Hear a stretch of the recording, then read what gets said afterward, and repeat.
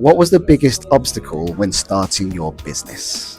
When I had the intention of starting the business, it was never to have a business solo. It was actually to start the business with a business partner. And that business partner is, and still is, one of my best friends. We both come from the event space. She was the marketeer and I was the business development arm within the event space. And both of us had aspirations to start our own business. We actually signed Companies House together under a different company name. A few weeks later, before we'd even come up with a logo, she had informed me that she was pregnant.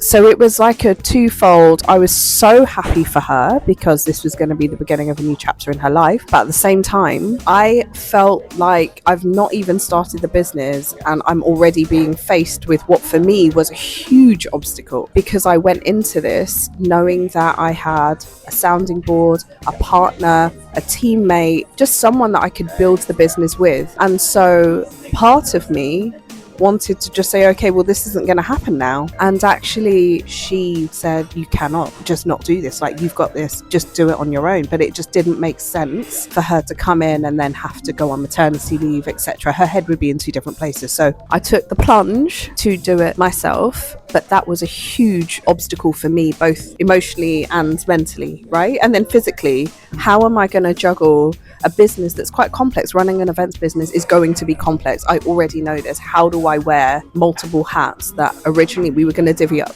That was my biggest obstacle before the business had even fully set off. Yeah. So the biggest obstacle for starting our business up was actually working together again.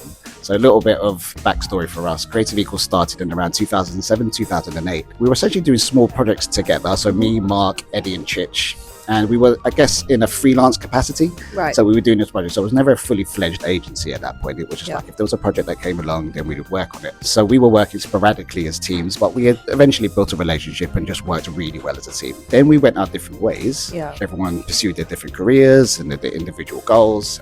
And because of the individual experiences that everyone was going through in their careers, you pick up certain things and you pick up certain skill sets. And when we came back together, the biggest obstacle that I felt personally was trying to get everyone's new experiences together and finding a balance of how we can work together again.